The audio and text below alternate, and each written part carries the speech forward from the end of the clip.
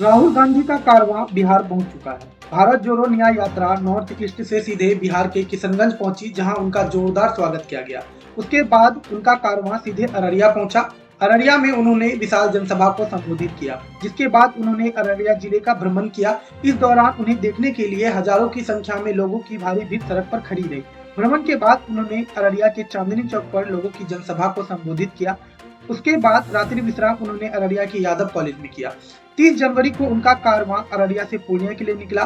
सुबह के 9:11 पर राहुल गांधी जलालगढ़ पहुंचे। इस दौरान उनका कारवां जलालगढ़ बस स्टैंड में नौशाद खान के दुकान पर चाय पीने के लिए रुका, जहां हजारों की संख्या में लोगों की भारी भीड़ ने उनका स्वागत किया। फिर राहुल गांधी ने नौशाद खान के दुकान पर ही चाय पीकर लोगों से मुलाकात की और लोगों की जनसभा को संबोधित किया। काफी देर तक जलालगढ़ में रुकने के बाद राहुल गांधी के साथ कांग्रेस के आला नेता भी लोगों से जुड़े और उनसे बात की। राहुल गांधी ने जलालगढ़ के कई लोगों से हाथ भी मिलाया और उनका अभिवादन स्वीकार किया।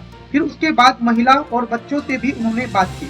बच्चों को उन्होंने अपने बस पर चढ़ाकर बस पर लगे यंत्रों और कैमरे के बारे में जानकारी दी। राहुल गांधी से मिलने के बाद लोगों ने जानकारी देते हुए बताया कि वे सबसे मिले और सबसे हाथ मिलाया। हाथ मिलाकर लोगों से काफी देर तक देश की समस्याओं पर बातचीत की। इस दौरान कांग्रेस के आला नेता भी कारवां में शामिल रहे। जलालगढ़ से पूर्णिया जाने के क्रम में जलालगढ़ सीमा काली मंदिर के पास बस पर सवार होकर ही उन्होंने लोगों का अभिवादन स्वीकार किया। देखिए कोसी सीमांचल न्यूज की रिपोर्ट।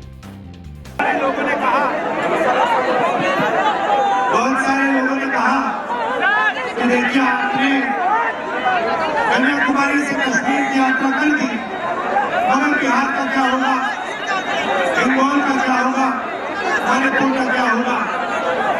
इसलिए हमने मन बनाया कि इस साल हमें दूसरी यात्रा भारत छोड़ो न्याय यात्रा मणिपुर से महाराष्ट्र तक करने जा रहे हैं।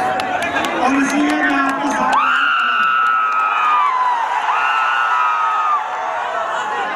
इस यात्रा में हमने न्याय शब्द जोड़ा है। इस यात्रा का लक्ष्य भारत को जोड़ने का है, मगर हमने इसको न्याय भी शब्द जोड़ा है, क्योंकि हमें लगता है और देश को लगता है कि देश की गरीब जनता के खिलाफ इस देश में अन्याय हो रहा है। आप सहमत हो? अन्याय हो रहा है, नहीं हो रहा है? तो आर्थिक अन्याय, सामाजिक अन्याय, अलग अलग तरीके के अन्याय किए जा रहे हैं। बेरोजगारी देश में फैलती जा रही है। जीएसटी लागू हुआ, नोटबंदी लागू की, मगर पूरे देश में 40 साल से सबसे ज्यादा बेरोजगारी आज है। और इसकी चोट किसको लगती है? जो सबसे गरीब व्यक्ति है, मजदूर है, छोटे दुकानदार है, छोटे व्यापारी है, इनको सबसे बड़ी चोट लगती है। तो आर्थिक न्याय के खिलाफ, अन्याय के खिलाफ ये यात्रा निकली है। और सबसे बड़ा सामाजिक न्याय जो हमने जाति जनगणना की बात की है,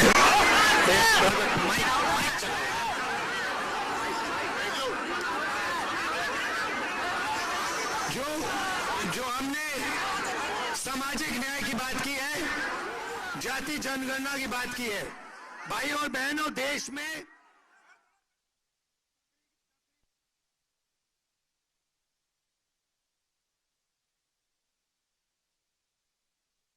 आदिवासी है, दलित लगा हुआ है, 15% दलित वर्ग, 15% माइनॉरिटी वर्ग, ये जो सब लोग हैं, इनको सामाजिक न्याय नहीं मिल रहा है। भैया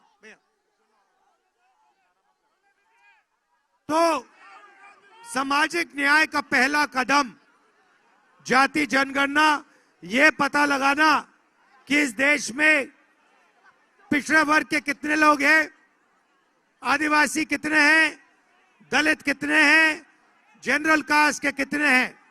ये देश का एक प्रकार से एक्सरे है। एक्सरे होने के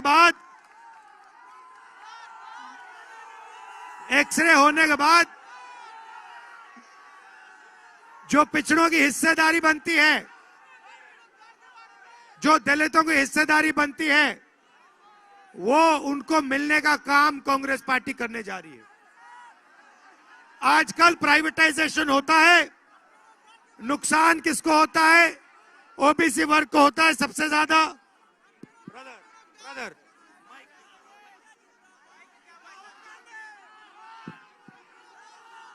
सबसे ज्यादा नुकसान गरीब लोगों को होता है, पिछड़ों को होता है, दलितों को, आदिवासियों को, गरीब जनरल कास्ट के लोगों को होता है। मोदी जी अदानी जी की सरकार चलाते हैं, पूरा का पूरा फायदा 2-3 बड़े अरबपतियों को मिलता है। हम चाहते हैं कि जो हाथ से काम करता है, जो छोटी दुकान चलाता है, उसके लिए भी बैंक के दरवाजे खुले, देश उसकी भी मदद करने का काम करे। ये बातें मैं आपके सामने रखना चाहता था। आपने इतने प्यार से हमारा स्वागत किया, मोहब्बत की आपने दुकान खोली, इसके लिए आप सबको दिल से बहुत बहुत धन्यवाद। नमस्कार, जय हिंद।